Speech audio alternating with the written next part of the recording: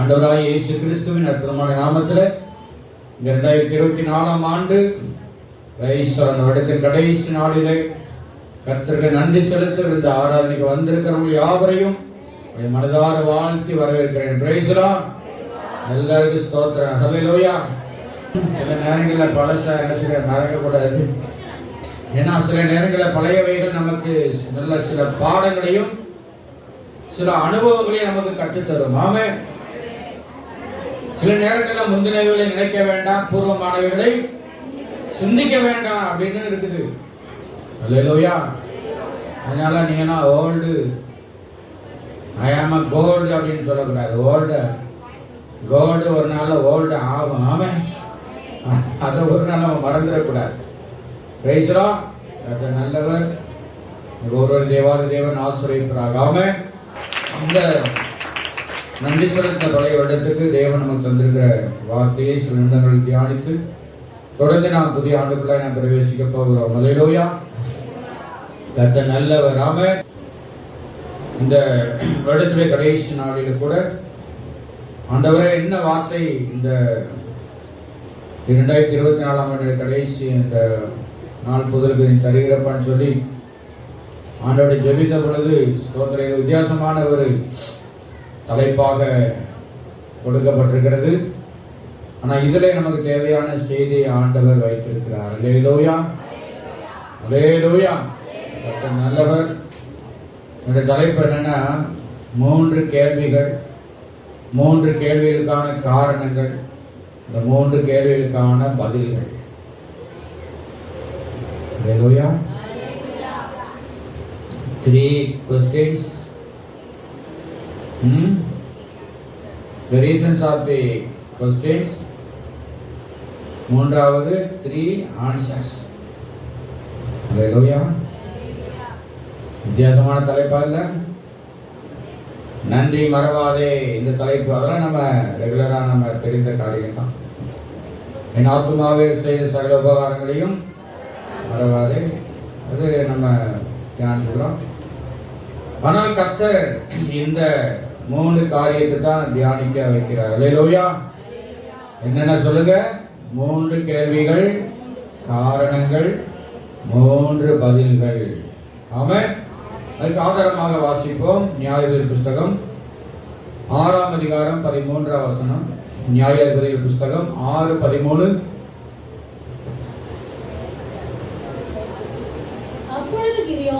அப்பொழுது கிதியோன் அவரை நோக்கி கர்த்தரை நோக்கி, என் ஆண்டவனே, கர்த்தர் எங்களோட இருந்தால் இவையெல்லாம் எங்களுக்கு நேரிடுவானேன். கர்த்தர் எங்களை எகிப்திலிருந்து கொண்டு வரவில்லையா என்று எங்கள் பிதாக்கள் எங்களுக்கு விவரித்து சொன்ன அவருடைய அற்புதங்கள் எல்லாம் எங்கே? இப்பொழுது கர்த்தர் எங்களை கைவிட்டு மீதியானியர் கையில் எங்களை ஒப்பு கொடுத்தாரே என்றான். ஆமென். 2024 ஆண்டிலே தேவன் நமக்கு தந்த வார்த்தை, வாக்குத்தத்த வார்த்தை என்ன? என் ஜனங்கள் ஒருபோதும் வெட்கப்பட்டு போவதில்லை. Praise Lord. கர்த்தர் வார்த்தையை கொடுத்தாருதான், இல்லைன்னு சொல்லல. எந்தெந்த சூழ்நிலை, யாருக்கு முன்னால, எங்க, எப்படி அப்படிங்கிறதுலாம் 12 மாதமும் இதே டாபிக்ல 12 செய்திகளை கர்த்தர் நமக்கு தந்தார். கைகளை தட்டுவமாக. ஆமென். வார்த்தை கொடுத்தார்தான். ஒருபோதும் என் ஜனங்கள் வெட்கப்பட்டு போவதில்லைன்னு ஆண்டவர் சொன்னார்தான். ஆனாலும் இந்த ஆண்டில் என்னென்ன காரியங்கள் நடந்திருக்கிறது, ஏன், எதற்காக, எப்படி என்ன அநேக நேரங்களை நம்மளாலே சிந்தித்து பார்க்க முடியாத சூழ்நிலைகள், காரணங்கள், காரியங்கள், சம்பவங்கள் ஆமென் சொல்லலாமே. இங்கே இதைத்தான் கிதியோன் கர்த்தரிடத்தில் கேட்கிறான். கர்த்தர் எங்களோட இருந்தால் இவையெல்லாம் எங்களுக்கு நேரிடுவானே. ஃபர்ஸ்ட் क्वेश्चन, ஏன் இப்படி நடந்தது? கர்த்தர் எங்களோடு கூட இருந்தால். Price the Lord. எத்தனை பேர் கூட கர்த்தர் இருக்கிறாரு, பாட்டு பாடணும், என் கூடவே இரும் ஓ இயேசுவே அப்படின்னு பாட்டு பாடணும். என் கூடவே இருப்பான்னு சொல்லி கூப்பிட்டால் சொன்னாலும் சரி, சொல்லாட்டி கர்த்தர் நம்மோடு கூட இருக்கத்தான் செய்வார். சொல்லுங்க அல்லேலூயா. நம்ம அவரோட இருந்தால் அவர் நம்மளோட இருப்பார். நீங்கள் அவரை தேடினால் அவர் உங்களுக்கு வெளிப்படுவார். நீங்கள் அவரை விட்டீர்களே ஆகில் அவர் உங்களை விட்டு விடுவார். 2 நாளாகமம் 15ஆம் அதிகாரம் 2ஆம் வசனத்தில் இருக்குது. ஆமென் சொல்லுங்கள். ஆமென். அப்போ இன்றைக்கு நமக்கு வருகிற ஃபர்ஸ்ட் क्वेश्चन, நம்முடைய ஆண்டவர், நம்முடைய டீச்சர், நம்முடைய போதகர், நம்முடைய தலைவர், நம்முடைய குயவன், நம்முடைய தகப்பன் எல்லாமே அவர் தான். ஆமென் சொல்லுங்கள். ஆமென். ஆனா சில நேரங்களில் நம்ம தேவனிடத்திலே சில கேள்விகளுடைய உள்ளத்துக்குள்ளே இருந்து வருகிறது. ஆமென் சொல்லுங்கள். ஆமென். நீர் எங்களோடு கூட இருந்தீரானால், ஆமென், இருந்தால் இப்படியெல்லாம் நேரிடுவானே. ஃபர்ஸ்ட் क्वेश्चन, நம்முடைய வாழ்க்கையில அருமையான தேவனுடைய பிள்ளைகளே, நாம் ஆராதிக்கிற தேவன் இன்றைக்கு அவர் நம்மோடு ஜீவனுள்ளவராக இருக்கிறார். அல்லேலூயா சொல்லுங்க. அல்லேலூயா. Praise the lord. உதாரணத்துக்கு புதிய ஏற்பாட்டிலே இயேசு தம்மோடு கூட 12 சீசர்களை அவர் கூடவே வைத்திருந்தார். எங்க போனாலும் கூடவே போவாங்க. ஆமென் சொல்லுங்க. ஆமென். ஏன்? அவர்களை தம்மோடு கூட இருக்கவும், அவர்களுக்கு கற்றுக் கொடுக்கவும், அதிகாரத்தை தரவும் ஆண்டவர் இயேசு 12 சீடர்களை கர்த்தர் தன்னோடு வைத்திருந்தார். அல்லேலூயா. தனக்கு பின்னால அவருடைய வேலையை அவங்க என்ன செய்யணும், எடுத்து செய்யணும் என்கிறதான நோக்கத்துல. Price the Lord. அப்போ இந்த எருசலேமிலே, இஸ்ரவேல் தேசத்துல எருசலேம் பக்கத்துல கலிலேயா, அங்கே ஒரு கடல், ஒரு சின்ன கடல், கலிலேயா கடல்.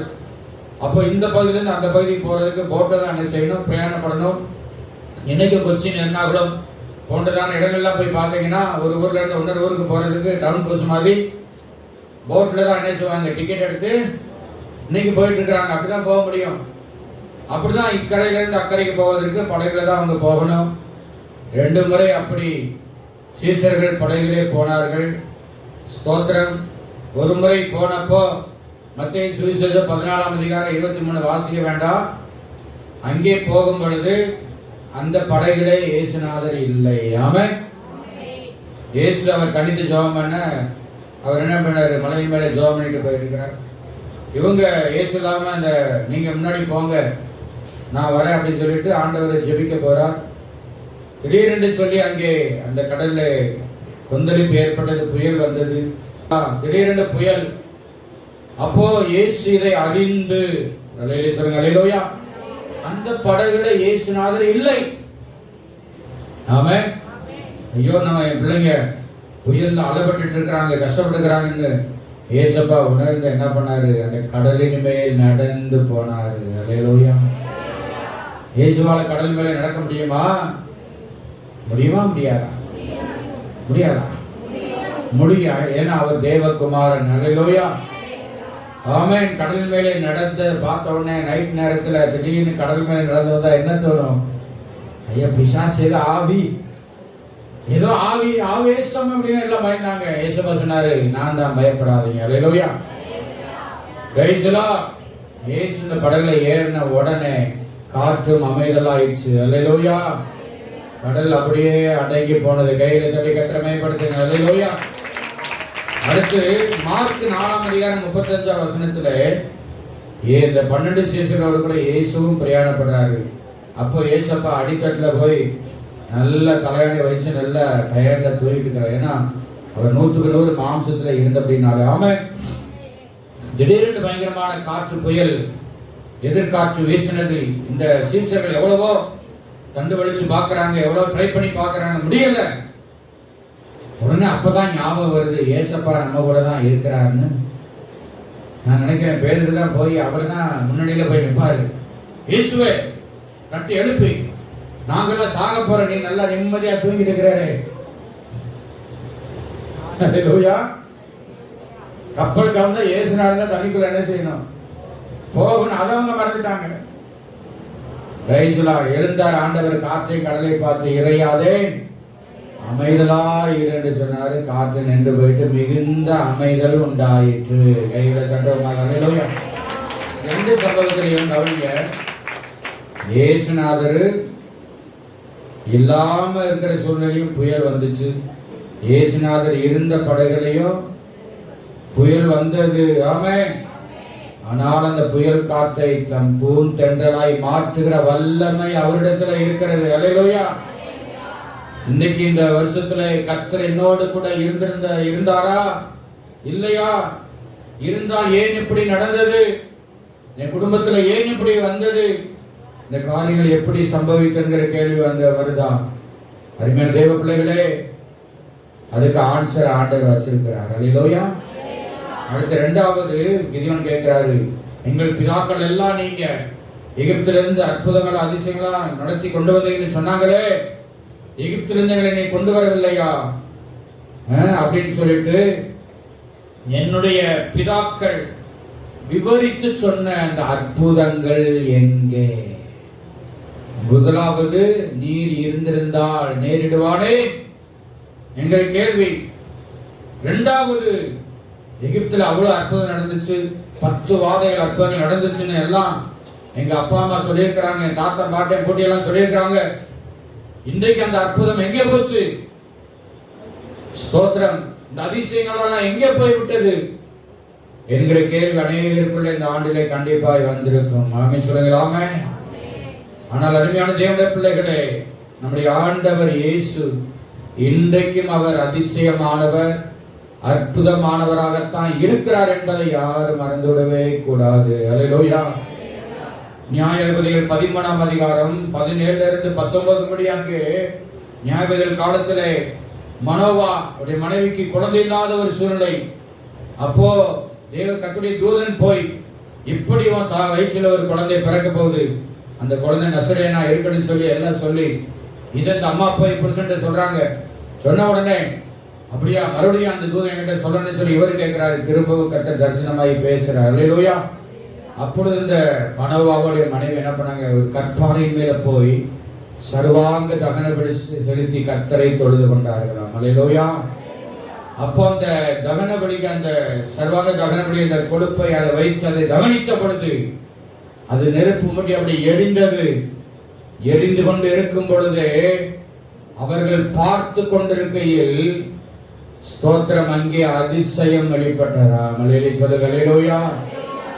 அல்லேலூயா. சில நேரங்களில் நாம் சந்தேகப்படுது, அப்படி அற்புதம் ஏன் இன்னும் நடக்கவில்லை, இன்னும் நான் காத்து கொண்டிருக்கிறேனே, எதிர்பார்த்து கொண்டிருக்கிறேனே. அப்படி அற்புதம், அப்படி அதிசயம் இன்றைக்கு குண்டி போகவில்லை, குறைந்து போகவே இல்லை. கைகளை தட்டுவமாக. அல்லேலூயா. ஆனால் அந்த உள்ளத்துக்குள்ளே அந்த கேள்வி கண்டிப்பா வரும், வந்திருக்கும், வராமல் இருக்கவே இருக்காது. அடுத்து யோவான் சுவிசேஷத்துல 2ஆம் அதிகாரத்தில் காணாவர் கல்யாணத்தில் ஒரு குறைவு வந்தது. ஆமென். அங்கே எவ்வளவு பெரிய அவமானம், திராட்சரசம் குறைபட்டு போனால் அது எவ்வளவு பிரஸ்டீஜ் இஷ்யூ அது. ஆனால் அங்கே ஆண்டவர் இயேசு வெளிப்பட்டார். அல்லேலூயா. கர்த்தர் இயேசு ஒரு வார்த்தை சொன்னார். அங்கே வேலைக்காரர்கள் என்ன பண்ணாங்க, ஜாடிகள்ல தண்ணீரால் நிரப்பினார்கள், கீழ்ப்படிந்து அதை செய்தார்கள். உடனே அந்த தண்ணீரை கர்த்தர் திராட்சரசமாய் மாற்றினார்கள். அல்லேலூயா. அவருடைய அற்புதம் அதிசயம் இன்றைக்கு இருக்கத்தான் செய்கிறது. அல்லேலூயா. ஆனாலும் மனசுக்குள்ள ஒரு ஓரத்துல ஏதோ ஒரு கொஸ்டின், ஏன் இன்னும் என் வாழ்க்கையில அற்புதம் நடக்கல, ஏன் அதிசயம் நடக்கல கேள்வி வருதா? அடுத்து 3வது கேள்வி, அந்த நியாயாதிபதிகள் 13ஆம் அதிகாரம் 3வது பகுதியிலே, கர்த்தர் எங்களை கைவிட்டு விட்டாரே. என்ன செஞ்சிட்டாரு? கர்த்தர் எங்களை கைவிட்டாரே. இப்பொழுது கர்த்தர் எங்களை கைவிட்டு மீதியானியர் கையில் எங்களை ஒப்பு கொடுத்தாரே, கைவிட்டாரே. அதனாலதான் ஏசாயா 49ஆம் அதிகாரம் 14 16 முடிய உள்ள வார்த்தைகள் சொல்லப்படுகிறது. அந்த வார்த்தையை வாசிப்போம். ஏசாயா 49 14 முதல் 16. சீயோனே, சீயோனோ, சீயோனோ, கர்த்தர் என்னை கைவிட்டார், கர்த்தர் என்னை கைவிட்டார், ஆண்டவர் என்னை மறந்தார், ஆண்டவர் என்னை மறந்தார் என்று சொல்லுகிறார். ஸ்திரீயானவள் தன் கர்ப்பத்தின் பிள்ளைக்கு இறங்காமல் தன் பாலகனை மறப்பாளோ, அவர்கள் மறந்தாலும் நான் உன்னை மறப்பதில்லை. அல்லேலூயா. அநேக நேரத்தில் கர்த்தர் என்னை கைவிட்டார், என்னை மறந்து விட்டார்.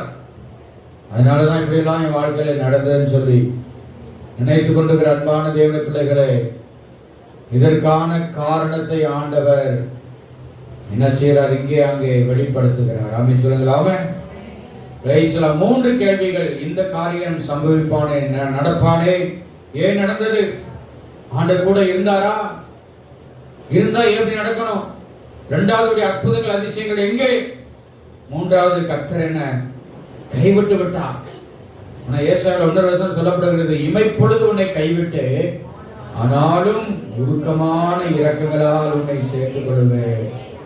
சொல்லுங்க அல்லேலூயா. எப்போ? எவ்வளவு நேரம்? இமைப்பொழுது, கண்ணை மூடி திறக்கிற நேரம். அவ்வளவு நேரம் தான். இப்படிப்பட்ட 3 கேள்விகள் நம்முடைய வாழ்க்கையில இந்த ஆண்டிலே நடந்த காரியங்கள், துயரங்கள் நடந்திருக்கலாம், துக்கங்கள் நடந்திருக்கலாம், பல வேதனைகளோடு நீங்கள் கடந்து வந்திருக்கலாம். ஆனால் இந்த கேள்விகளுக்கான காரணமும் இருக்கிறது. ஆமென் சொல்லுங்களாமே. என்ன காரணம்? அதே நியாயவிதி புஸ்தகத்திலே 6ஆம் அதிகாரம் 1ஆம் வசனத்திலே சொல்லப்படுகிறது. பாருங்க, கர்த்தர் அந்த இஸ்ரவேலரை 6:1 பின்னும் இஸ்ரவேல் புத்திரர் கர்த்தரின் பார்வைக்கு பொல்லாப்பானதை செய்தார்கள். அப்பொழுது கர்த்தர் அவர்களை 7 வருஷம் மீதியானியருடைய கையிலே ஒப்பு கொடுத்தார். சில நேரங்கள்ல கர்த்தரே இந்த மாதிரியான சில காரியங்களை அனுமதிப்பார். ஆமென் சொல்லுங்களாமே. அதுக்கு காரணம் நாம தான், வேற யாரும் இருக்கவே முடியாது. ஆனா நாம என்ன செய்வோம்? நம்முடைய தவறுகளை நாம உணர மாட்டோம், ஃபீல் பண்ண மாட்டோம். மற்றவங்க மேலேயோ அல்லது ஆண்டவர் மேலேயோ நாம என்ன செய்வோம்? அதை பிளேம் பண்ணி வாழ்ந்துட்டே போயிட்டே இருப்போம். கர்த்தர் ஒப்பு கொடுத்தார். ஆமென். அவர்கள் செய்த கர்த்தருக்கு மாறான பொல்லாப்பான காரியத்தை செய்தபடினாலே, அதனாலதான் இந்த 3 கேள்வி அங்க கேட்க வேண்டிய ஒரு சூழ்நிலை வந்தது. ஆமென் சொல்லுங்களாமே. அடுத்து 6ஆம் அதிகாரம் 2ஆம் வசனத்திலே பயம் என்ன வந்துச்சு அவங்களுக்குள்ளே? பயம். இந்த கேள்வி கேட்கிறான காரணங்கள் என்ன? பயத்தினால எல்லாரும் போய் என்ன பண்ணாங்க? மலைகளிலும் கெபிகளில் அவர்கள் ஒளிந்து கொண்டார்கள். ஆமென். மீதியானுடைய இந்த தொல்லை தாங்க முடியாதபடிக்கு. அடுத்து 3வது 6ஆம் அதிகாரம் 3ல இருந்து 6 வசனங்களை நாம் வாசிக்கும் பொழுது மிகவும் அவர்களுடைய ஆசீர்வாதம் அளிக்கப்பட்டது. இந்த மீதியானியராலே அவர்கள் சிறுமைப்படுத்தப்பட்டார்கள். ஆமென் சொல்லுங்களாமே. இந்த 3 காரணங்களால தான் இந்த 3 கேள்விகளை அந்த கிதியோன் கேட்டான். ஆமென் சொல்லுங்களாமே. சில நேரங்களில் பார்த்தீங்கன்னா நம்முடைய வாழ்க்கையில தேவன் தருகிற ஆசீர்வாதத்தை அழிப்பதற்கு, நம்முடைய கையின் பிரயாசங்களை அழித்து போடுவதற்கு ஸ்தோத்திரம் மீதியான். இந்த மீதியான் யார் என்று சொன்னார்? ஆதியாகமம் 25ஆம் அதிகாரம் 1-2 வசனத்திலே சொல்லப்படுகிறது. ஆபிரகாம் கேத்தூராளுக்கு பெற்றெடுத்த அந்த மகன் தான் இந்த மீதியான். பிற்காலத்தில் அவர்கள் வேற சாதியாய் மாறிவிட்டார்கள். இவர்கள் இஸ்ரவேல் மக்களை மிகவும் ஒடுக்கி கொண்டிருந்தார்கள். ஆமென் சொல்லுங்களாமே. ஆக இந்த ஆண்டிலே சில நேரங்களிலே சில காரணத்தினாலே ஆண்டவரே அந்த காரியத்தை அனுமதித்திருக்கலாம். 2வது பயங்கள். ஸ்தோத்திரம். எப்படி ஒவ்வொரு நாளையும் நம்ம கழிக்கும் பொழுது இரவு வந்தால் ஏன் இரவு வருகிறது, பகல் வந்தால் ஏன் பகல் வருகிறது என்கிற அந்த பயங்கள், இந்த காரணங்கள். அடுத்து சிறுமைப்படுத்தப்படுதல். தேவன் தருகிற நன்மைகள், ஆசீர்வாதங்கள் எல்லாம் ஏதோ புத்தலான பையிலே போடுவதை போன்ற சூழ்நிலைகளில் அநேகர் கடந்து வந்து கொண்டிருக்கிறார். சொல்லுங்களாமே. ஸ்தோத்திரம். அது ஊழியக்காரங்கள் விதிவிலக்கு கிடையாது. எல்லாருக்கும் இதே நிலைமைதான். ஆமென் சொல்லுங்களாமே. இந்த 3 ரீசன்ஸ் தான். ஓகே. அப்போ இந்த காரியம் நேரிடுவானே கர்த்தர் இருந்தால். அடுத்து கர்த்தரனை என்ன பண்றார்? அவருடைய அற்புதம் எங்கே? 3வது கர்த்தரனை கைவிட்டார். இதுக்கான ஸ்தோத்திரம் பதில்கள் என்ன? எதனால இந்த கேள்விகள்? ஆண்டவர் அங்கே 3 கேள்விகளை இந்த கிதியோன் கேட்டார் என்று சொன்னார். முதலாவது கேள்விக்கான பதில், முதலாவது கீழ்ப்படியாமை. என்னது? கீழ்ப்படியாமை. நியாயவிதிகள் 2ஆம் அதிகாரம் 10ஆம் வசனம் 13ஆம் வசனத்தை நம்ம வாசிக்கும் பொழுது இங்க பாத்தீங்கன்னா, நேரம் நமக்கு என்ன இல்லாதனால வாசிக்க வேண்டாம். அவங்க என்ன பண்ணாங்க? கர்த்தரை அறியாத வேறே சந்ததி யோசுவாவுக்கு பிறகு வந்த பொழுது இங்க நடந்தது என்ன? இவர்கள் கர்த்தரை விட்டு விலகி போனார்கள். என்ன பண்ணாங்க? விலகி போனார்கள். எரேமியா 17:5 சொல்லப்படுகிறது, மனுஷன் மேல் நம்பிக்கை வைத்து மனுஷனை தன்னை புயபலமாக்கி கொண்டு கர்த்தரை விட்டு விலகுகிறவன் சபிக்கப்பட்டவன் என்று வேதம் சொல்லுகிறது. ஏன்னா அவர்கள் கர்த்தரை விட்டு விலகி போனார்கள், கர்த்தருடைய வார்த்தைக்கு கீழ்ப்படியாமல் போய்விட்டார்கள். அருமையான தேவ பிள்ளைகளே, இந்த ஆண்டிலே எத்தனை நேரங்களில் நம்ம ஆண்டுடைய வார்த்தைக்கு நாம கீழ்ப்படியாம இருந்திருக்கிறோமோ, அந்த கீழ்ப்படுதல் வருகிற வரைக்கும் நமக்குள்ளே அந்த கொஸ்டின்ஸ் வந்துகிட்டே தான் இருக்கும். ஆமென் சொல்லுங்களாமே. நாம கீழ்ப்படிந்தால்தான் அந்த கேள்விகளுக்கான பதில ஆண்டவர் நமக்கு தருவார். ஆமென் சொல்லுங்களாமே. ஆனா சில நேரங்களில் சில கேள்விகளுக்கான பதில் ஒரு தாமதமாகத்தான் கிடைக்கும். பதில் சில நேரங்களில் வேறு விதமாகத்தான் இருக்கும். பவுலுக்கு ஆண்டவர் கேள்வி கேட்ட பொழுது, ஜெபித்த பொழுது பதிலே கொடுக்கல. என்ன சொன்னாரு? என் கிருபை உனக்கு போதும், உன் விளைவினத்திலே என் பலன் பூரணமாய் விளங்கும். அல்லேலூயா. 3 பதில்கள். முதலாவது இந்த கீழ்ப்படியாமை தான் அந்த முதல் பதில். 2வது விசுவாசத்துடைய பரீட்சை. என்ன பரீட்சை? விசுவாச பரீட்சை. இந்த இஸ்ரவேல் மக்கள் என்ன பண்ணாங்கன்னா, யோசுவாவுக்கு பிறகு கர்த்தரை விட்டு விலகி போனாங்க, கீழ்ப்படியாம பாவம் செஞ்சாங்க, வேற கர்த்தரை விட்டு விலகி வேற காரியங்களை தொழுதுகளை பார்த்தார்கள். அதனால அவங்களுக்கு தண்டனை கிடைச்சது. உடனே கர்த்தரை நோக்கி முறையிடுவாங்க. உடனே கர்த்தர் ஒரு நியாயாதிபதியை எழுப்புவார். அல்லேலூயா.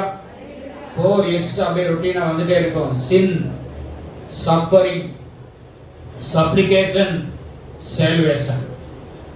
மறுபடியும் சின், சஃபரிங், சப்ளிகேஷன், சால்வேஷன். ஒரு சைக்கிளிங் போல, பட்டுப்புழுவுடைய அந்த சுழற்சி முறையை போல அவங்களுடைய வாழ்க்கை காணப்பட்டது. ஆமென். பாவம், அதுக்குரிய தண்டனை. 3வது கர்த்தரை நோக்கி கூப்பிடுவார்கள். 4வது ரட்சிக்க ஒரு ரட்சகனை எழுப்புவார். ஆமென். இதுதான் நியாயங்கள் புத்தகத்தில் நடந்த சம்பவங்கள் எல்லாமே. ஆமென். அப்போ இந்த மாதிரியான காரியத்தை மற்றவருடைய கையில ஒப்பு கொடுத்து அவங்களுடைய விசுவாசத்தை ஆண்டவர் பரீட்சித்தார். ஆமென். அவருடைய வல்லமை எப்படி மேலானது என்பதை அங்கே வெளிப்படுத்தினார். ஆமென் சொல்லுங்கள். ஆமென். விசுவாச பரீட்சை. 3வது இந்த கேள்விகளுக்கான பதில் என்னன்னா, தேவநாமம் மகிமைப்பட. ஹல்லேலூயா. சில நேரங்களில் நம்முடைய கேள்விகள் எழும்பும் பொழுது, ஒருவேளை துயரங்களோ, துக்கங்களோ, இழப்புகளோ, கஷ்டங்களோ, பலவிதமான குறைகளோ, நெருக்கடிகளோ, மன போராட்டங்களோ, பண போராட்டங்களோ, ஸ்தோத்திரம் எல்லாமே சில நேரங்களில் வருதுன்னு சொன்னா, அதுல தேவனுடைய நாமம் மகிமைப்படுவதற்கு ஏதுவாய் கண்டிப்பாக இருக்கும். ஆமென் சொல்லுங்களாமே. அதனே தேவநாமம் எப்படி மகிமைப்படும்? ஒருவேளை குறைவான நேரத்தில், இருளான நேரத்தில் வெளிச்சம் ஆனீரே, என் ஜீவன் ஆனீரே, அப்புறம் என் வெளிச்சம் ஆனீரே, அப்புறம் என் நண்பன் ஆனீரே, அப்புறம் என்ன அந்த பாட்டுல வருது? என் வைத்தியர் ஆனீரே. அல்லேலூயா. தேவ நாம சில நேரங்களில் மகிமைப்படும்படியான சில காரியங்கள் நடக்கும். ஆமென் சொல்லுங்களாமே. கர்த்தர் நல்லவர். ஆமென் சொல்லுங்களாமே. அதனால 3 கேள்விகள் இந்த ஆண்டிலே எத்தனை பேருக்கு உங்க உள்ளத்துக்குள்ள இந்த கேள்விகளா வந்து கொண்டிருக்கிறது வந்திருக்கிறது. ஏன்னா நம்ம எல்லாருமே மாம்சத்துல தான் நம்ம வாழ்ந்துட்டு இருக்கிறோம். ஆமென் சொல்லுங்களாமே. ஊழியர்களுக்கு கேள்விகள் வருங்க. பிரைஸ்லாம். விசுவாசிகளுக்கு வரும். சாதாரண மனுஷனா இருக்க எல்லாருக்குமே இந்த கேள்விகள் வரத்தான் செய்யும். ஆமென் சொல்லுங்களாமே. ஆனா இந்த கேள்வி வரும் பொழுது இதனுடைய காரணங்கள் என்ன, இதற்குரிய பதில் யாருகிட்ட இருக்கு? சில நேரங்கள்ல ஆண்டவர்கிட்ட தான் அந்த பதில் இருக்கும். சில நேரங்கள் அந்த பதில் உடனே கிடைக்காது. நம்மளால விளங்கிக் கொள்ளவே முடியாது, நம்மளால புரிந்து கொள்ளவே முடியாது. ஏன் இப்படி நடக்குது? ஏன் இப்படி நடந்து கொண்டிருக்கிறது? என் குடும்பத்துக்குள்ள ஏன் இப்படி நடக்குது? என் உறவுகளுக்குள்ள ஏன் இப்படி நடந்தது? அருமையான தேவனுடைய பிள்ளைகளே, ஒருவேளை அந்த காரணங்கள் நமக்கு தெரிந்தால், அதுக்குரிய பதில்கள் கிடைத்தால் ஸ்தோத்திரம். அடுத்து நம்மை நாமே தைரியப்படுத்திக் கொண்டு முன்னேறி செல்லுவதற்கான வழியை கர்த்தர் உண்டு பண்ணவர் போதுமானவராக இருக்கிறார். அல்லேலூயா. ரெண்டு வசனத்தை வாசித்து முடிப்பமாக. நேரம் அடுத்து புதிய ஆண்டுகளை பிரவேசிக்கும் நேரத்தில் நாம் வந்திருக்கிறோம். நியாயபதிகள் 6ஆம் அதிகாரம் 12ஆம் வசனம். அங்கே இந்த கிதியோனை பார்த்து கேள்வி கேட்ட ஸ்தோத்திரம் பதிலை பெற்றுக்கொண்ட கிதியோனுக்கு ஆண்டு சொல்ல காரியம் 6:12. கர்த்தருடைய தூதனானவருக்கு தரிசனமாகி பராக்கிரமசாலியே கர்த்தர் உன்னோடு இருக்கிறார் என்றார். அல்லேலூயா. இந்த வார்த்தையை சொன்னதுக்கு பிறகுதான் 3 கேள்வியை கிதியோன் கேட்டான். ஆமென். பராக்கிரமசாலியே கர்த்தர் உன்னோட. உடனே இவர் என்ன பண்ணிருக்கணும்? அப்படியே ஆண்டவரே ரொம்ப thank you Lord, very very thank you Lord அப்படின்னு சொல்லியிருக்க வேண்டியவன் உள்ள கேள்விக்குறி வந்துருச்சு. 3 கேள்வி. இந்த வசனத்துக்கு அப்புறம் தான் 3 கேள்வியை நம்ம தியானிச்சிருக்கிறோம். ஆமென். சில நேரங்கள் ஆண்டவர் நீ பயப்படாத, நான் உன்னோட இருக்கிறேன். ஆமா, என் கூட யார் இருக்கிறான்? என் கூட யாருமே இல்லை அப்படிங்கிற கேள்விதான் என்ன செய்யுது? வருது. அப்போ ஆண்டவர் என்ன செய்றாரு? தைரியப்படுத்துறார், உன்னோட இருக்கிறார். அடுத்து 14ஆம் வசனம் 14. அப்பொழுது கர்த்தர் அவனை நோக்கி பார்த்து உனக்கு இருக்கிற இந்த பலத்தோடே போ, நீ இஸ்ரவேலை மீதியானுடைய கைக்கு நீங்களாக்கி ரட்சிப்பாய், உன்னை அனுப்புகிறவர் நான் அல்லவா என்றார். கைகளை தட்டி எல்லாம் ஆண்டவரை மகிமைப்படுத்துவோமாக. அல்லேலூயா.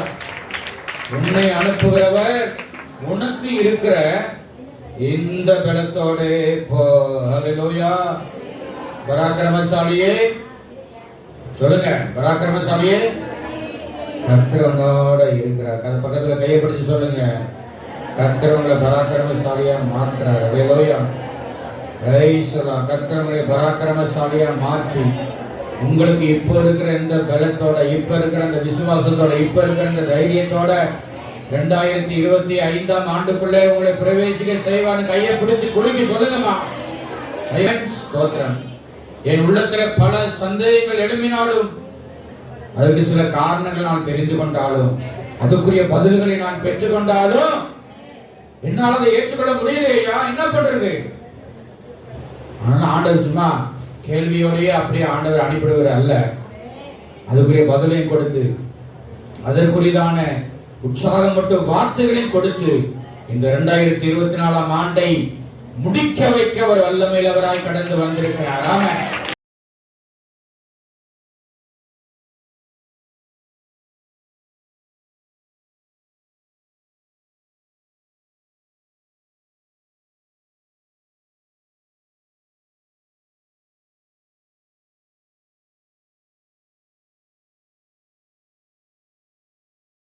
தொடர்ந்து நாம் இந்த புதிய ஆண்டினுடைய செய்தியை நாம் தியானித்து விட்டு இன்னும் சில காரியங்கள்லாம் இருக்கிறது, அதை நாம செய்ய இருக்கிறோம். ஆமென் சொல்லுங்க. ஆமென். 2025ஆம் ஆண்டு விடுதலை ஆண்டு. எல்லாம் சொல்லுங்க, விடுதலை ஆண்டு. The year of deliverance, the year of freedom, liberty, இப்படி பல வார்த்தைகள் அதில் வருகிறது. இந்த வார்த்தை தான் கர்த்தர் நமக்கு வாக்குத்தத்தமாக ஆண்டவர் கொடுத்திருக்கிறார். அல்லேலூயா.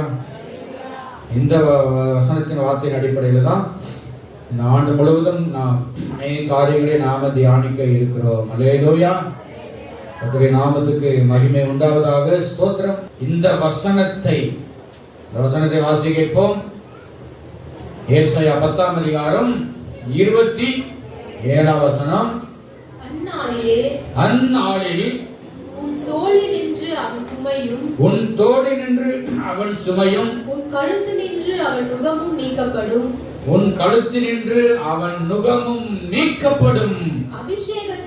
அபிஷேகத்தினாலே நுகம் முறிந்து போம். அல்லேலூயா.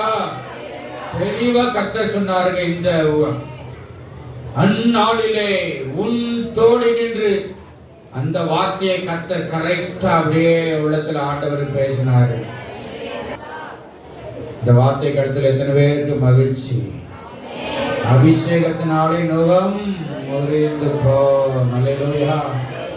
அபிஷேகத்தினாலே நுகம் முறிந்து போம். It shall come to pass in that day that his burden will be taken away from your shoulder, and his yoke from your neck, and the yoke will be destroyed because of the anointing oil. Hallelujah. இன்னொரு மொழிபெயர்ப்பிலே shall be broken because of the anointing அப்படின்னு இருக்குது. கவனியுங்கள், அந்நாளில் எந்நாளில்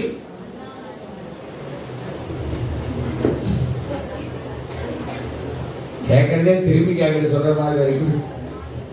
அந்நாளில் அப்படின்னா எந்நாளில், எந்த நாளில், அதுலதாங்க விஷயமே இருக்குதுங்க. அல்லேலூயா. Praise the lord. கர்த்தர் அந்த நாளை முன்குறித்து வைத்திருக்கிறார். அல்லேலூயா. இங்கே பார்த்தீங்கன்னா ரெண்டு காரியம், சுமை burden, இரண்டாவது நுகம் யோக். அப்போ இந்த சுமை பாரம் நுகம் இது எதை குறிக்கிறது? அவன் சுமை அவன் நுகம். யாருடையது? அசிரியன் என்கிறதான அவருடைய நுகம், அவருடைய சுமை என்று வேதம் சொல்லுகிறது. ஆமென் சொல்லுங்களாமே. அப்போ இந்த நுகத்தில் இருந்தும் சுமை பாரங்களில் இருந்தும் தேவன் நம்மை விடுவிக்கிற ஒரு விடுதலை ஆண்டாய் தேவன் நமக்கு வாக்கு பண்ணுகிறார். அல்லேலூயா. Praise the lord. இந்த விடுதலை அப்படிங்கிறது டெலிவரன்ஸ் அப்படிங்கிற வார்த்தை இருக்குது. இன்னும் லிபர்ட்டி, ஃப்ரீடம் அப்படிங்கிற வார்த்தை இதுக்கு வருகிறது.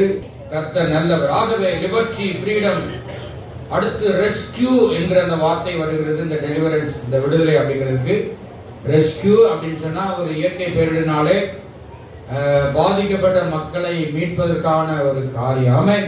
காப்பாற்றுதல். அடுத்து சேவிங், காப்பாற்றுதல் என்கிற வார்த்தை. ஆகவே இந்த ஆண்டு விடுதலை ஆண்டாக தேவன் நமக்கு டிக்ளேர் பண்றார். அல்லேலூயா. அல்லேலூயா. அவன் சுமை அவன் நுகம். பாருங்க, அந்த சுமையை தோள் மேலே, தோள் என்று சொன்னால் ரெண்டு பக்கம் தோள் பட்டை இருக்கிறது. ஆமென். அந்த காலத்திலே சுமை சுமக்கிறவர்கள் இந்த தோள் மேல என்ன செய்வாங்க? சுமைகளை சுமப்பார்கள். அடுத்து முதுகிலே வைத்து சுமக்கிறவர்களும் அது இந்த தோளோடு சம்பந்தப்பட்டதுதான், தோள் பட்டை, ஷோல்டர். அடுத்து தலைமையிலே சுமைகளை சுமக்கிறவர்களும் இருக்கிறார்கள். ஆமென் சொல்லுங்களாமே. இஸ்ரவேல் ஜனங்கள் அவர்கள் எகிப்தில் இருக்கிற பொழுது சுமை சுமக்கிற வேலையிலே கொடுத்து அவங்க என்ன பண்ண பார்வோன் ஒடுக்கினான் என்று வேதம் சொல்கிறது. இங்கே சொல்லப்பட்டிருக்கிற சுமை யாரால வந்ததுன்னா அசீரியனாலே வந்ததான சுமை. யாரு? அசீரியர்கள். அடுத்து கழுத்து. என்னது? கழுத்திலே நுகத்தடி. நுகம்.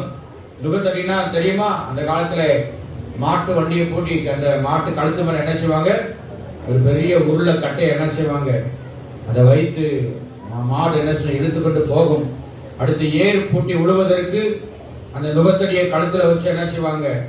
அப்படியே அந்த கலப்பைய அப்படியே அழுத்தி பிடிப்பாங்க. பாருங்க, அது என்ன செய்யும்? இந்த கழுத்தோட சேர்ந்து அந்த பாரத்தை என்ன செய்யும்? இழுத்துக்கொண்டு போகும். அந்த காலத்தில் அடிமைகளாக இருந்த மக்களையும் கழுத்திலே நுகத்தடியை வைத்து எண்ணெய் எடுப்பதற்கு, செக்கு ஆட்டுவதற்கும், இன்னும் பலவிதமான வேலைகளை, பாரங்களை, சுமைகளை சுமப்பதற்கும் பயன்படுத்தி இருக்கிறார்கள் அடிமைகளை. ஆமென். ஆகவே இந்த அசீரியனுடைய சுமையையும் அவனுடைய நுகத்தடியையும் கர்த்தர் இந்த ஆண்டிலே நம்ம வாழ்க்கையில இருந்து அதை முறித்து போடுவேன் என்று கர்த்தர் நமக்கு வாக்கு பண்ணுகிறார். அல்லேலூயா. அல்லேலூயா. அது நம்மளால முடியாது, நம்முடைய மாம்ச புயத்தினாலே முடியாது, மாம்ச பலத்தினாலே முடியவே முடியாது. அதனாலதான் அதே வசனத்திலே கர்த்தர் அது எதனால நடக்கும்னா அது அபிஷேகத்தினால் மாத்திரம்தான் அந்த நுகம் முறிக்கப்பட்டு போகும். அபிஷேகத்தினாலே. ஹல்லேலூயா. இந்த அசீரியன் யார் என்று சொன்னால் யூப்ரடிஸ் டைகிரிஸ், அந்த பாபிலோன் தேசம் இருக்கு, அது பக்கத்தில் உள்ளதான ஒரு தேசம் தான் இந்த அசீரியா தேசம். அதில் குடியிருந்தவர்கள் தான் அசீரியர்கள் என்று அழைக்கப்படுறாங்க. இதனுடைய தலைமையான பட்டணம் நினிவே பட்டணம். இந்த யோனா தீர்க்கதரிசி புத்தகத்தில் நினிவே குறித்து நாம வாசிக்கிறோம். ஆமென். ஸ்தோத்திரம். கவனிங்க, இந்த காரியம் எப்படி வருதுன்னு கேட்டீங்கன்னா, இந்த நினிவே பட்டணம் ஆதியாகமம் 10ஆம் அதிகாரம் 11ஆம் வசனத்தில் அங்கே இந்த வசனத்தை வாசிக்கிறோம். ஆதியாகமம் 10ஆம் அதிகாரம் 11ஆம் வசனம். இந்த அசீரியன் எங்க இருந்து வந்தான் பாத்தீங்கன்னா, அந்த தேசத்திலிருந்து அசூர் புறப்பட்டு போய் நினிவேயையும் ரெகோபோத் பட்டணத்தையும் காலாகையும் நினிவேக்கும் காலாக்கும் நடுவாக ரெசேனையும் கட்டினான். இது பெரிய பட்டணம். கிமு, நல்ல கவனிச்சுங்க, கிமு 1000 ஆண்டுகளுக்கு முன்னாடி இந்த நினிவே பட்டணத்துடைய மக்கள் தொகை எவ்வளவு? நினிவே யோனா புஸ்தகத்துல 1,30,20,000 பேர். எத்தனை பேரு? அப்ப அந்த காலத்துல 1,20,000 பேர்னா அது எவ்வளவு பெரிய பட்டணம். ஆமென். இந்த பட்டணம் எப்படி யார் மூலமா இங்க வந்ததுன்னு சொன்னா, நோவா பெற்றெடுத்ததான பிள்ளைகள்ல ஒருத்தனாகிய யாரு? சேம். யாரு? சேமுடைய குமாரன், அவருடைய மகன் பேர் தான் அசூர். யாரு? அசூர். இவன் இந்த நினிவே பட்டணத்துல போய் அதை கட்டி அங்கே என்ன பண்ணாங்க? வாழ்ந்தார்கள். பாருங்க, நம்ம பழைய ஆண்டில தியானிச்ச மீதியானியர், அப்புறம் இந்த யாரு அசீரியர்கள், இவங்கெல்லாம் பாத்தீங்கன்னு சொன்னா எல்லாம் ஆபிரகாமுடைய வழி வந்தவங்க தான். யெகோவா தேவனை விட்டு விலகி போனவர்கள். ஆமென் சொல்லுங்கள். ஆமென். ஒன்று விட்டு சகோதரர்கள், ஆனா தெய்வ வழிபாடு மட்டும் வித்தியாசமானது. ஆனா எல்லாம் ஆபிரகாமுடைய வழியில வந்தவங்க, நோவாவுடைய வம்ச வரலாறுல வந்தவங்க அவங்க எல்லாருமே. ஆமென் சொல்லுங்கள். ஆமென். ஸ்தோத்திரம். எல்லாம் சொந்த பந்தம் தான், ஆனா இவங்க தான் தெரியாது. ஆனா எதிரிகளாய் வாழ்ந்திருக்கிறார்கள் அந்த காலத்துல. ஆமென் சொல்லுங்கள். ஆமென். ஆக இந்த அசீரியனுடைய காரியம் என்னவென்னு கேட்டீங்கன்னு சொன்னா, இவங்க இஸ்ரவேல் மக்களை சிறைபிடித்து அவங்க அசீரியாவுக்கு கொண்டு போயிருக்கிறாங்க. ஆமென். 2 ராஜாக்கள் 17ஆம் அதிகாரம் 6ஆம் வசனத்தை கூட வாசிப்போம். 2 ராஜாக்கள் 17:6. ஓசேயாவின் 9ஆம் வருஷத்தில் அசீரியா ராஜா சமாரியாவை பிடித்து இஸ்ரவேலை அசீரியாவுக்கு சிறையாக கொண்டு போய் அவர்களை கோசான் நதி ஓரமான ஆலாகிலும் ஆபோரிலும் மேதியரின் பட்டணங்களிலும் குடியேற்றினான். ஆமென். பாருங்க, இந்த அசீரியர்களுடைய என்ன பண்ணாங்க? இஸ்ரவேல் மேல படையெடுத்து வந்து அவங்களை சிறைபிடித்து கொண்டு போனார்கள். கொண்டு போனது மாத்திரமல்ல, அவன் என்ன பண்ணான்? தன்னுடைய பெருமையை, தன்னுடைய புகழ்ச்சியை அவன் வெளிப்படுத்தினான். அசீரியன் என்று சொன்னால், நான் தான் பலசாலி, என்னை அசைப்பதற்கு யாருமே கிடையாது என்று சொல்லி மார்தட்டி கொண்டு இன்னும் பெருமையினாலே வாழ்ந்தவன் தான் இந்த அசீரியன். நாம சொல்லுங்களாமே. நடந்த ஏசாயா 10ஆம் அதிகாரம் 1-3 வசனத்தை கூட வாசிப்போம். ஏசாயா 10:1-3. ஏழைகளை வழக்கிலே தோற்க பண்ணவும் என் ஜனத்தில் சிறுமையானவர்களின் நியாயத்தை புரட்டவும் விதவைகளை சூறையாடவும் திக்கற்ற பிள்ளைகளை கொள்ளையிடவும் அநியாயமான தீர்ப்புகளை செய்கிறவர்களுக்கும் கொடுமையான கட்டளைகளை எழுதுகிறவர்களுக்கும் ஐயோ என்று ஆண்டவர் சொல்லுகிறார். ஆமென் சொல்லுகிறாமே. அடுத்து இவன் என்ன பண்ணனா, கீழே 12ஆம் வசனத்திலிருந்து ஆதலால் ஆண்டவர் சீயோன் மலையிலும் எருசலேமிலும் தமது செயலை எல்லாம் முடித்திருக்கும் போது அசீரியா ராஜாவுடைய பெருமையான நெஞ்சின் வினையையும் அவன் கண்களின் மேட்டிமையான பார்வையையும் நான் விசாரிப்பேன் என்கிறார். அவன் என் கையின் பலத்தினாலும் என் ஞானத்தினாலும் இதை செய்தேன். நான் புத்திமான், நான் ஜனங்களின் ஜனங்களின் எல்லைகளை மாற்றி அவர்கள் கண்டக கண்டக சாலைகளை கொள்ளையிட்டு வல்லவனைப் வல்லவனைப் போல் குடிகளை குடிகளை தாழ்த்தினேன். ஒரு குருவி கூட்டை கண்டுபிடிக்கிறது ஒரு போல் குருவி கூட்டை கண்டுபிடிக்கிறது போல் என் கை ஜனங்களின் ஆஸ்தியை கண்டுபிடித்தது. விட்டுவிடப்பட்ட விட்டுவிடப்பட்ட முட்டைகளை வாரிக்கொள்வது போல் பூமியை பூமியெல்லாம் நான் வாரிக்கொண்டேன். ஒருவரும் செட்டையை அசைத்ததும் இல்லை, வாயை வாயை திறந்ததும் இல்லை, கீச்சென்று சத்தமிட்டதும் இல்லை என்று சொல்லுகிறான்.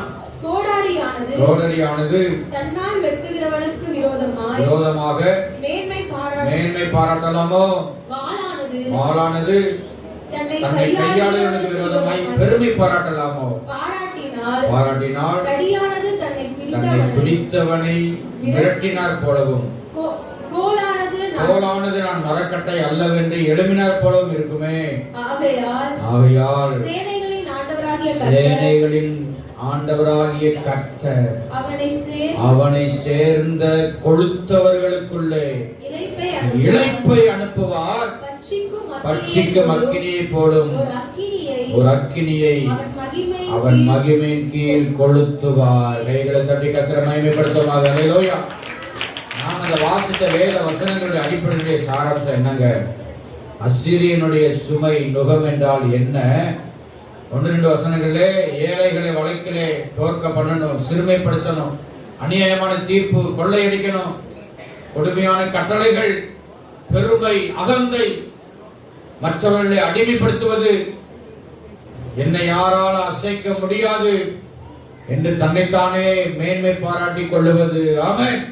இப்படி தேவ பிள்ளைகளுக்கு விரோதமாக இந்த காரியத்தை இந்த அசீரியன் செய்தான். ஆமென். Praise the lord. ரொம்ப அவர்கள் சுமை சுமந்து நுகத்தடியினாலே அவர்களாலே முடியலங்க இஸ்ரவேல் ஜனங்களாலே. ஆமென். அருமையான தேவ பிள்ளைகளே, உங்களுடைய வாழ்க்கையிலே என்ன விதமான சுமையா இருந்தாலும், என்ன விதமான நுகத்தடிகளா இருந்தாலும், அதை இந்த ஆண்டிலே கர்த்தர் அதை நீக்கி போடுவேன் என்று கர்த்தர் நமக்கு வாக்கு பண்ணுகிறார். சொல்லுங்க அல்லேலூயா. வலதுகரத்தை அசைத்து எல்லா ஆண்டவரை ஸ்தோத்திரம் பண்ணுங்க. அல்லேலூயா. நல்ல வலதுகரத்தை அசைத்து நல்ல ஆண்டவரை ஸ்தோத்திரம் பண்ணுங்க. அல்லேலூயா. உங்க வாழ்க்கையில யார் யாரெல்லாம் சிறுமப்படுத்தினாங்களோ, யார் யாரெல்லாம் உங்களை ஒடுக்கினார்களோ, யார் யாரெல்லாம் உங்களை எள்ளி நகையாடினார்களோ, யார் யாரெல்லாம் கீழே போட்டு மிதித்து கொண்டிருந்தார்களோ, அவர்களை கர்த்தர் தம்முடைய வல்லமை பராக்கிரமத்தினாலே ஆண்டவர் முறித்து போடுவேன் என்று கர்த்தர் இந்த ஆண்டில் நமக்கு வாக்கு கொடுக்கிறார். விசுவாசத்தை கையை தட்டுங்க உற்சாகமாக. அல்லேலூயா. ஆமென். ஸ்தோத்திரம். கர்த்தர் நல்லவர். அல்லேலூயா. அந்த நாளிலே, அந்த நாளுக்காக நம்ம ஆயத்தமாய் காத்திருக்கிறோம். அல்லேலூயா. நாள்னா எந்த நாளுங்க? தேவனுடைய அபிஷேக வல்லமை நம்ம மேல இறங்குற அந்த நாள். அல்லேலூயா. அந்நாளில் உன் தோளி நின்று அவன் சுமை. இந்த தள்ளப்பட்ட அந்த லூசிபர் இந்த உலகத்துல வந்து தன்னைத்தானே பெருமை பாராட்டி கொண்டு உலகத்தில் அவன் பயங்கரமாய் சுற்றி திரிந்து கொண்டிருக்கிறான். நாம சொல்லுங்க ஆமென்.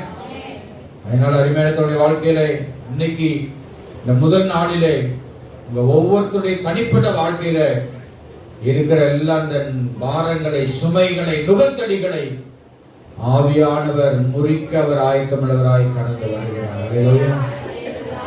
Praise the lord. கர்த்தர் நல்லவர். அல்லேலூயா. ஏன்னா அந்த பாரம் இன்னைக்கு மனுஷனுக்கு அடிக்கடியா ஏற்படுகிற பாரம் எங்கே வலி எங்கே வருது? எங்க வருது? உன்னோட ஒரே தலைவலியா இருக்கு. புருஷனை பார்த்து சொல்ல, பிள்ளைய பார்த்து சொல்ல, ஆமென், அப்பா அம்மா பார்த்து சொல்ல, உன்னோட ஒரே தலைவலியா. அதான் ஒரு முறை தலைவலிக்கான காரணம் என்ன? முன்பக்கம் தலைவலிச்சா என்ன செய்யணும்? பின்பக்கம் தலைவலிச்சா என்ன செய்யணும்? உச்சியில தலைவலிச்சா என்ன செய்யணும் அப்படின்னு ஒரு தாட் அனுப்பிவிட்டேன். அது என்ன மறுபடியும் அனுப்பிவிடுறேன். அல்லேலூயா. இந்த பாரம் தலையிலிருந்து இறங்கி இந்த கழுத்து, இந்த ஷோல்டர், சரீர பிரகாரமாக தோத்திரம் அநேகருக்கு இந்த பாரம் வலிகள் கண்டிப்பா இருக்கு. ஆமென். எனது 2 கையும் வேலை செய்ய செய்ய பாத்திரத்தை தேய்க்க தேய்க்க துணியை கும்மி கும்மி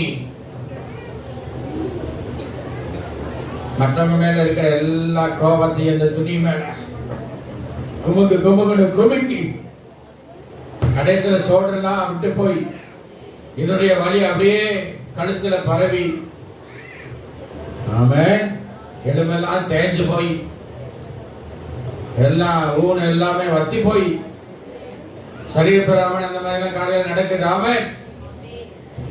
அது இல்லாத இந்த அசிரியனுடைய மற்ற இந்த பெருமையான சாத்தானுடைய தந்திரங்கள், பெருமையான மனிதனுடைய காரியங்கள் உங்க வாழ்க்கையிலே ஒருவேளை இருந்தால் கர்த்தர் அது எல்லாத்தையும் இந்த வருஷத்துல மாற்றி போடுவேன் என்று கர்த்தர் நமக்கு வாக்கு பண்ணிடுறாரு. அல்லேலூயா, அல்லேலூயா. அப்படின்னா என்ன செய்யணும்? நம்முடைய தலையின் மேல என்ன இறங்க நாம இடம் கொடுக்கணும்? அபிஷேக தைலம். அல்லேலூயா. என்ன தைலம்?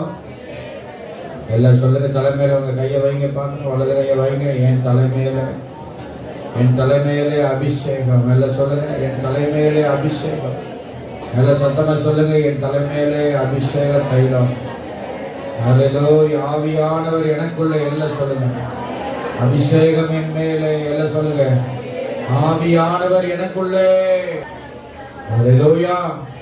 அன்பான தேவ பிள்ளைகளே, இந்த வார்த்தை கேட்கிற உங்க வாழ்க்கையிலே என்ன நுகத்தடியா இருந்தாலும் என்னால ஒண்ணுமே பண்ண முடியல. என்னால ஒரு ஈக்கு குச்சியை கூட என்னால முறிக்க முடியல. ஒரு கொசுவை கூட என்னால அடிச்சு சாகடிக்க முடியல.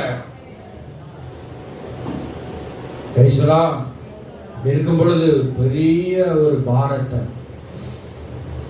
பெரிய ஒரு சுமையை என்னால என்ன செய்ய முடியும்? என்னால என்ன செய்ய முடியும்? கலங்க வேண்டாம், கலங்க வேண்டாம், பயப்பட வேண்டாம். அல்லேலூயா. ஸ்தோத்திரம். கர்த்தருடைய வார்த்தை வருகிறது. அல்லேலூயா. அந்த அபிஷேகம். ஆமென். இந்த அபிஷேகம். ஆமென். பரலோகத்திலிருந்து ஊற்றப்பட்ட அந்த அபிஷேகம் வாழ்க்கையிலே, ஒவ்வொருத்தருடைய வாழ்க்கையிலே ஒரு பெரிய விடுதலையை கொடுப்பேன் என்று கர்த்தருடைய ஆவியானவர் திருமணம் நடத்துகிறார். உன் அந்நாளில் உன் தோழி நின்று அவன் சுமையும் உன் கழுத்திலிருந்து அவன் நுகமும் முறிக்கப்படும். அபிஷேகத்தினாலே நுகம் முறிந்து போம். அப்பொழுது நீங்கள் கம்பீரமாய் கர்த்தரை துதித்து பாடி அவரை கொண்டாடுவீர்கள். அந்த நேரத்தை, காலத்தை கர்த்தர் இன்றைக்கு இப்பொழுது அதை ஆரம்பித்து விட்டார். கைகளை தட்டி கர்த்தரை மகிமைப்படுத்துங்கள். ஹல்லேலூயா, ஹல்லேலூயா. இந்த வார்த்தையை கர்த்தர் ஒவ்வொருவரையும் ஆசீர்வதித்து கனப்படுத்துவாராக. ஆமென்.